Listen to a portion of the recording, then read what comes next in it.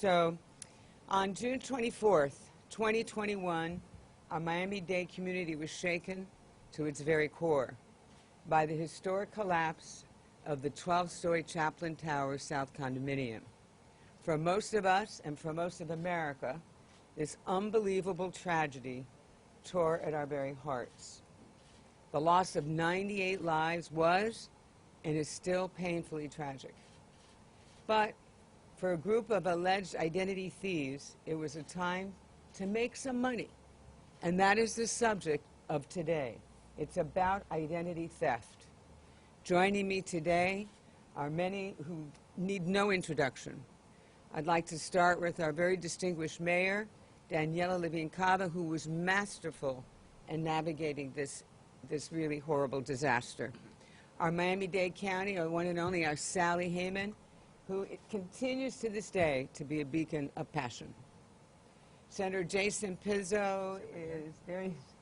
He's over there on the outskirts, but let me tell you, he was in the thick of this. And he's always been a person of great compassion and a true believer in how he can help those that are so vulnerable. Appreciate you being here, Senator. We also have our U.S. Postal Inspector in charge, Joe Cronin. He's fairly new to our community, but we're very grateful that he's here. Thank you. They have always been, Postal Inspector has always been a great partner of ours in law enforcement. We also have another great partner, the Secret Service. I have to say that they were particularly helpful in helping us get with the GPS tracking devices. And again, we thank you. That we have our Deputy Special Agent in charge here is Phil. We also have the Chief of Aventura Police Department, Chief Brian Pegas, who led, along with Surfside and Metro-Dade Police Department, this operation along with our federal partners, Chief. You and your department always do a great job, as does yours and yours in Surfside. And of course, he's right behind me, but Fernand Charles from Metro-Dade, we thank you always for your support and your assistance. We also want to recognize Major Michael Bentolia, I hope I pronounced that correctly, Detective Ken Seeley, Detective Sandra Marquez, who did an outstanding job. By the way, the detectives are not here today, right now, because they're doing what we need them to be doing. They're out there working, and they executed the arrest warrants this morning. We also want to recognize the Surfside's acting chief captain, John Healy, Captain Antonia Marciante, Sergeant Marianne Cruz, who I understand was very integral. She's here in the room with us back there. Thank you very much, Sergeant. Detective Andres Mendoza was critical, one of the detectives that's on the actual arrest warrant. From Metro-Dade Police Department, I already mentioned Major Fernand Charles. We want to thank Chief Richard Amion, P.I. Argemis Colomb, and of course, I got to recognize our director, your director, Freddie Ramirez, who always does an incredible job for this community and law enforcement. And last but not least, not that I saved the best for last, but I really want to recognize two of our prosecutors because they did an outstanding job. And that is Chief Stuart Hedrick is here. He is the head of our cybercrimes unit. And if I tell you how hard he works every day and night, because everything today with subpoenas and warrants involves technology. And so he is always our go-to guy for the whole office. Thank you, Stuart, so much. And then Stacy Cleveland, who is just one of the smartest lawyers I know. And she's done an absolute outstanding job on this very complicated white-collar crime case. Thank you, Stacy. And I just realized I forgot, and but maybe I really did save the last for best. Our U.S. Marshal, Gaddy, continues to be everybody's partner. This is him right here. He's the shorter one we put in the back. Sorry about that, Gaddy. So, having introduced this great team, what I'd like to do now is talk about why we're here today. We discussed that cyber grave robbers did move very quickly after the collapse to grab what they could from deceased victims, while families and friends were in absolute emotional turmoil. Their motto could have been, "Your loss is our gain." Now, let me also say this investigation is ongoing. So today what we are providing are only some examples of the various transactions from the arrest warrant, the affidavits, which is available to each and every one of you. We will try to ship it out to you later. They were just unsealed by the court. There are many other transactions that are contained in those arrest affidavits, and as I said, they will be available to you. But as of today, we are aware of 7 victims who were impacted. 5 were deceased, and 2 were, fortunately, are alive and well today. We in law enforcement moved very quickly because we wanted to stop these thefts from continuing on a daily basis. So as to questions that you all may have regarding other additional victims, we can't answer that today. It's all speculative. This investigation is ongoing, and we try to keep you tuned as we go forward. So, in the beginning, the actions of the identity thefts were first recognized by a sister of one of the deceased victims on or about July 9th of 2021. Think about that. That's only 16 days after the building's collapse. The sister notified the Surfside Police Department, and since that collapse, that she had noticed that her mailing address was changed with some of her financial institution information, that replacement credit cards were requested to be mailed to a new address, that there were multiple unauthorized wire transfers that were initiated from the deceased account to other accounts, that a number of purchases were made where fraudulent purchases were put on these other cards, such as on July 8th for Medusa sandals at $374.50 at the Nordstrom in Aventura. The Aventura's police department investigation was able to capture, with the assistance of the security of the mall on their closed security TV, a female in her car, which was a Mercedes, that left this merchandise. The tag was registered to one of the thieves. Additionally, Barclays Bank had contact with Aventura Police Department that on July 6, 2021, a female called, claiming to be the deceased and asking to send a replacement card to the same address where that car I just told you about was traced to. The deceased victim's husband, by the way, was also a victim of identity theft. Additionally, this joint criminal investigation determined that the apartment that was used was and has been vacant and unoccupied. It is also alleged that it was being used as a drop-box location for these offenders whose real addresses were in completely different locations.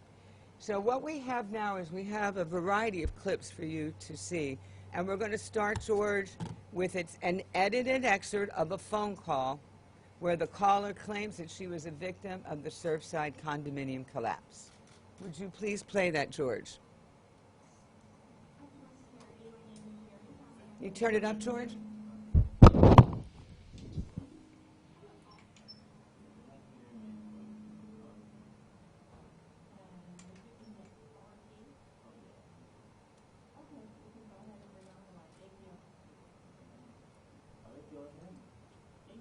Turn it up, George. Okay. Hi there, Ms. Ortiz. My name is Jerry in the security department with your Barclays and MasterCard. And so there's just some information I need to verify. And then there's a transaction that was attempted at a Walgreens today. Were you going to use your card today, ma'am?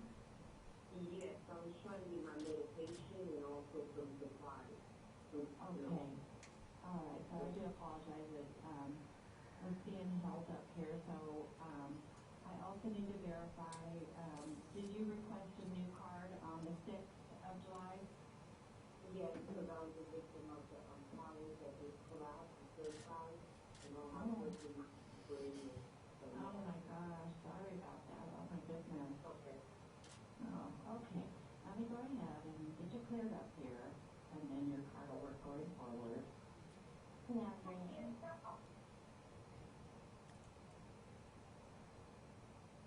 I think that's it for that clip. Just real quickly, I don't know if you noticed in parentheses at the bottom of the responses was the word Medina. That's going to end up being one of our key targets. You'll see later as we announce what the charges are and who was arrested. So in order to get these replacement cards, you know, and quickly as possible so she could use it, she immediately had the card shipped express mail to an alternate address. And so also you will see this at that time. So we'll play, George, if you would please, play the next audio clip. And can you turn it up, George? It says does. Okay. Thank you. One moment. All right, Mr. Keys, that you have read a Barclays View MasterCard. How can I assist? Yes, I wanted to get my card shipped to me to an alternative address. Okay, I'm sorry. You would like to get a new card to be sent to an alternate address?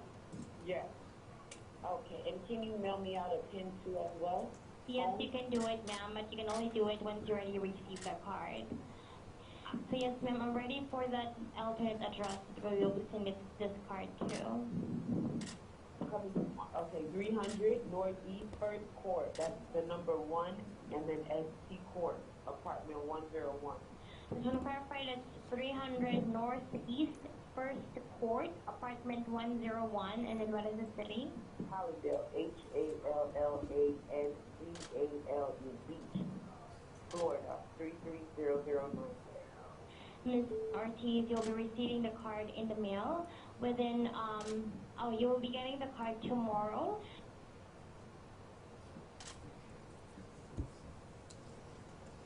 So you heard that that was the call overnight to get the new card and have it sent to 3001 Northeast First Court address. That's the one in Hallandale. By the way, that's the same address we told you about a few minutes ago. Now we want to try another clip for you. I'm sorry. We did that. We did that one. I apologize.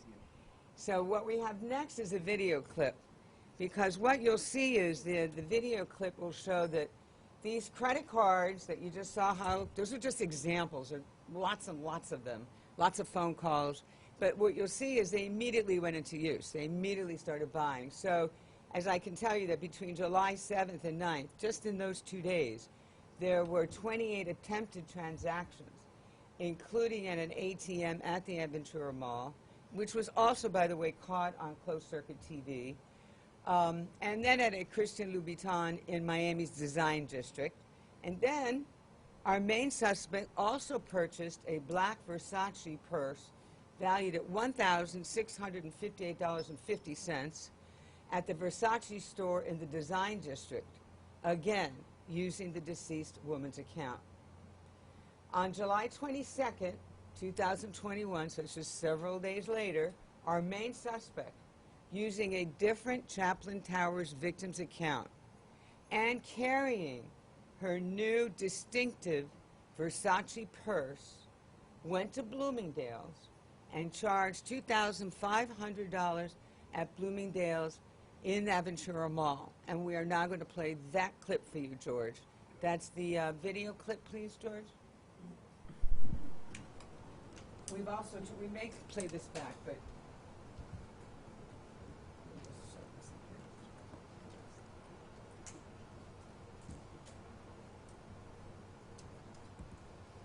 okay. This is the main target, main suspect right there. You see that inside that yellow, they tried to highlight it for you, is the actual Versace bag that I just told you about she had purchased several days before. You can continue, George. Thank you.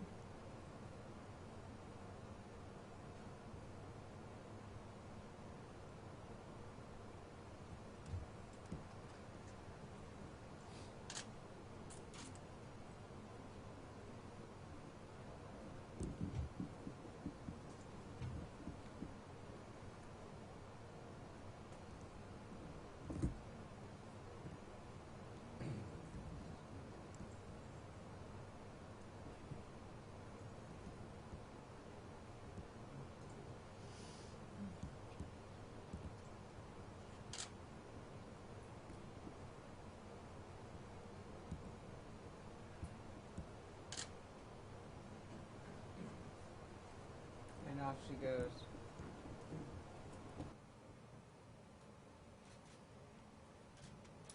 So, based on the excellent police and prosecutors' work with our federal partners, we are announcing the arrest of Betsy Alejandra Cache Medina. Yes, thank you, Ed. Sorry, Sally. We'll try to not put it in. Kimberly Michelle Johnson, Rodney Schute, I think I'm pronouncing that correctly, I hope so. And among the charges that they face are organized scheme to defraud, identity theft, trafficking in credit cards, use of counterfeit and fictitious ID, and the bond for these defendants have been set at $1 million for Medina, $500,000 for Johnson, and $430,000 for Schute. This investigation has also shown that these individuals appear to be very skilled identity thieves. They're professionals. Except for their names, almost nothing else about them seems to be true. For example, they use multiple addresses where they have not, nor have they ever been living at. They use a type of Dropbox location that is very common tactic of subjects engaged in fraud-related crimes. The suspects select vacant apartments with a mailbox that they can easily access. That's exactly what they did. They use that address to receive the related mail to all of their schemes and also to help protect their true residential location. For instance, the car that I mentioned to you that was caught in the mall was registered to Betsy Alejandro Cache Medina. It went to a vacant address in Hallidale. When she actually leases her real residence is somewhere else in the Miami-Dade County area. Medina provided a copy of a counterfeit Social Security card bearing her name with a fraudulent Social Security number. One of the cards Medina also regularly uses,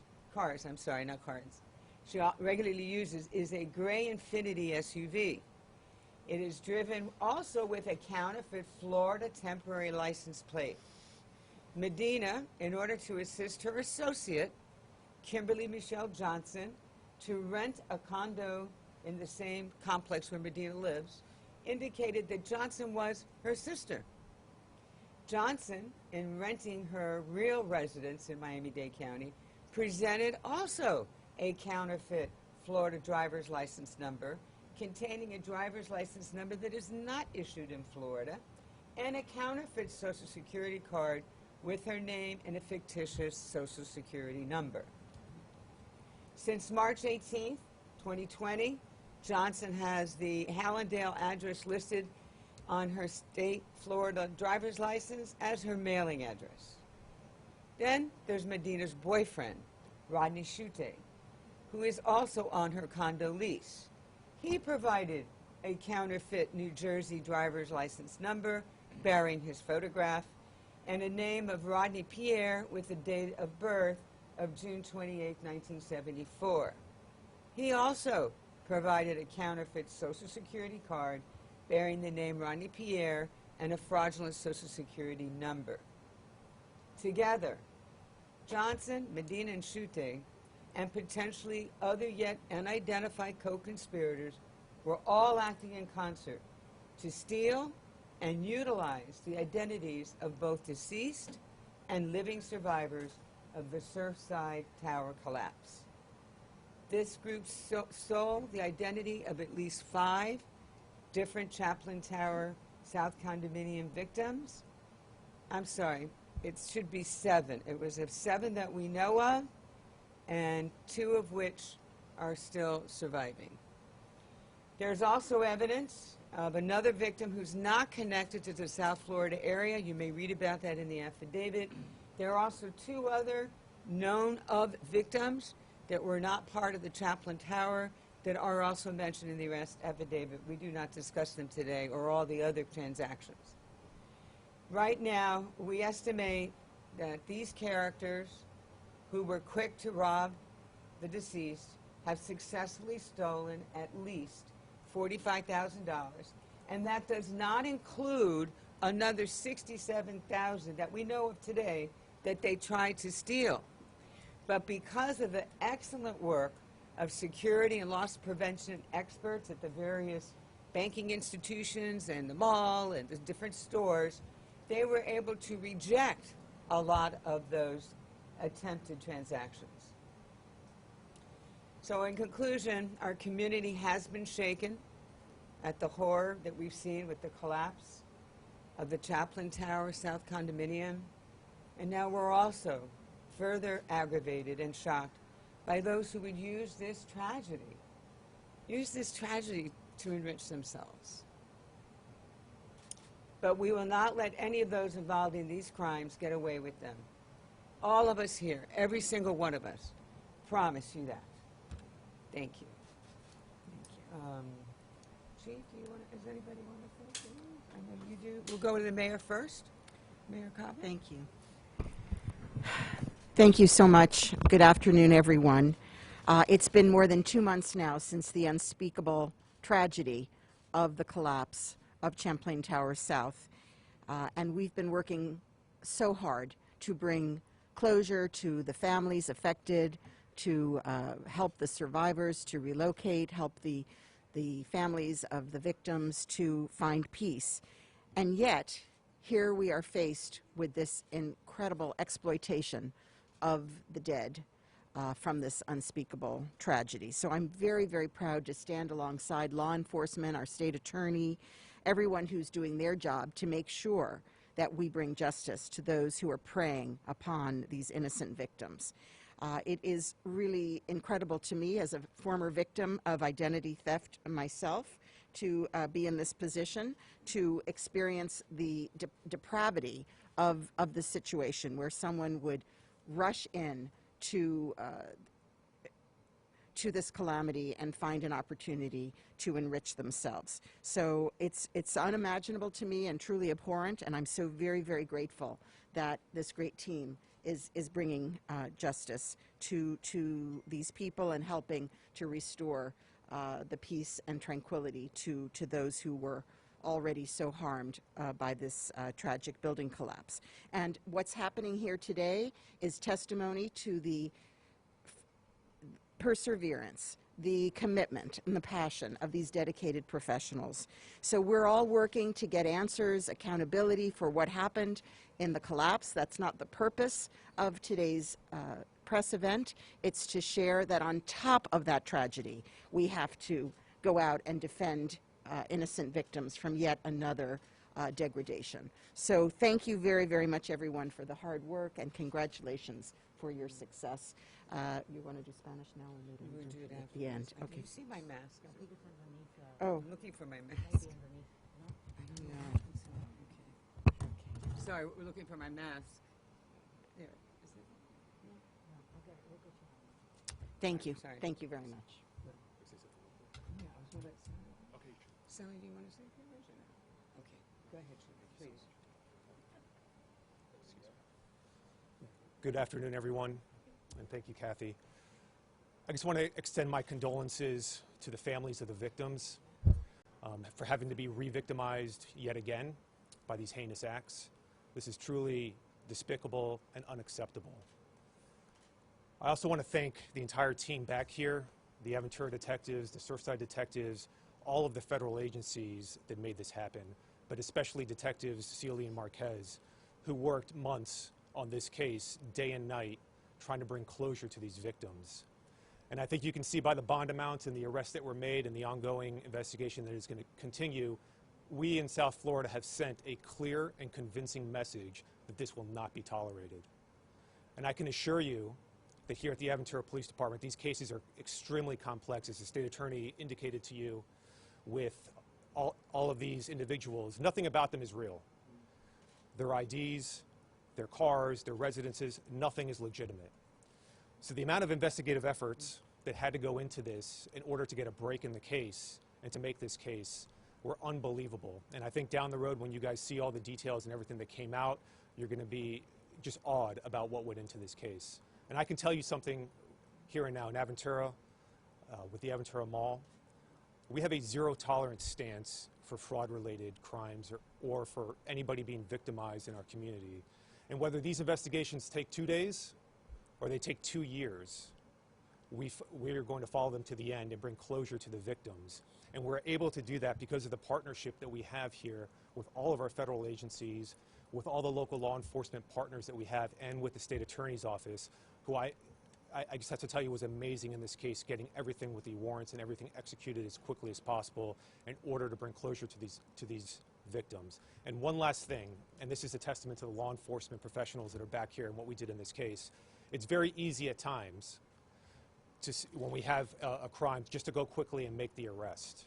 But we knew that there would be more victims, and we took our time and doing surveillance and everything that needed to be done for months and months in order to unravel this case and this organized scheme to defraud the community, not just the Surfside community, not just our local community, but the community at large.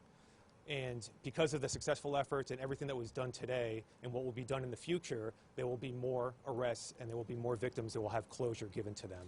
So I thank you for your time. I thank everybody back here for all their support and all of the efforts in order to make this a success.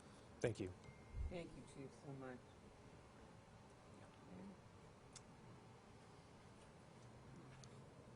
Madam State Attorney, thank you for the opportunity to be here with all of these incredible professionals. I want to sort of lend a sort of human side to this discussion because, as you know, I've been there from the very beginning, and it's been very difficult for the families to have to go through this. So I was very proud to be at the beginning when the families actually sat with us at meetings and told us about the problems they were having, including people getting into their bank accounts. It was really very difficult for us to even believe that that could happen, and I said at the time, I really wouldn't want to be those people that had been doing this because of this very day. Today was the day. Today they got what they deserved, and we're all much happier for it. I want to thank all of the professionals that I'm standing next to.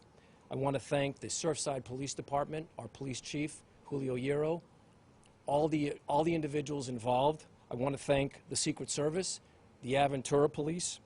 I want to thank the U.S. Marshal's Office and the Dade County SWAT team who executed all these warrants. I also want to thank my colleagues who are standing with me today, who did all the hard work and all the things that were necessary. It wasn't easy.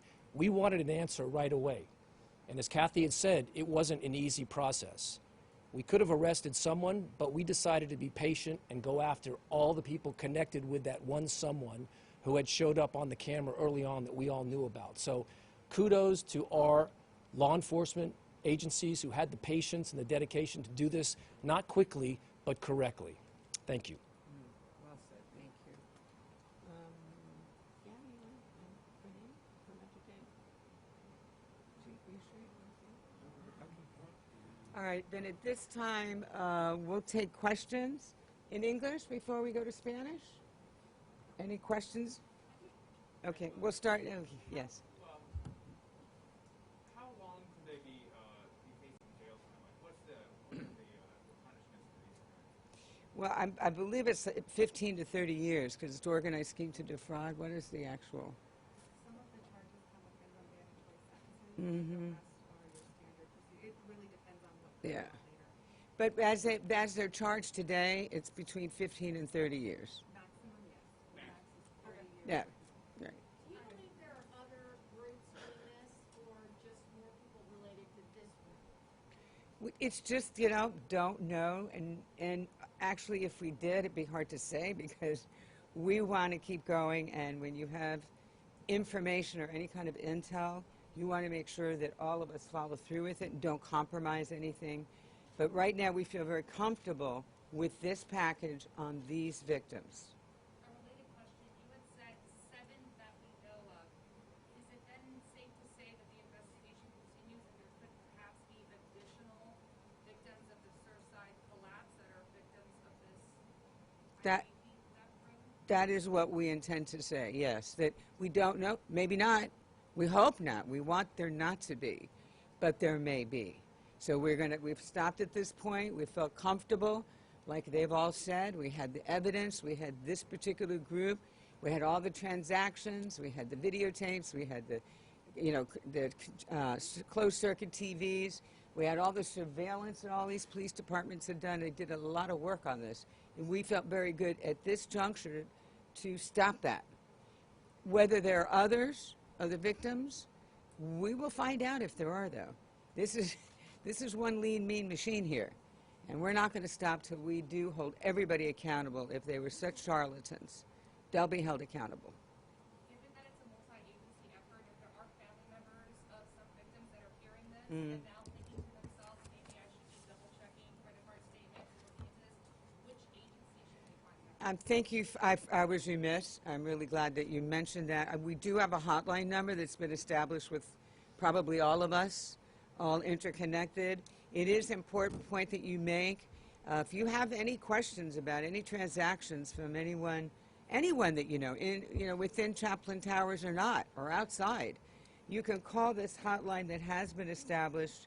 It's 786-801-6086, and that'll be connected to us, and we will certainly respond as quickly as we can. And the last thing on that note is sometimes people think, I don't really know if this is worthwhile information. Doesn't matter.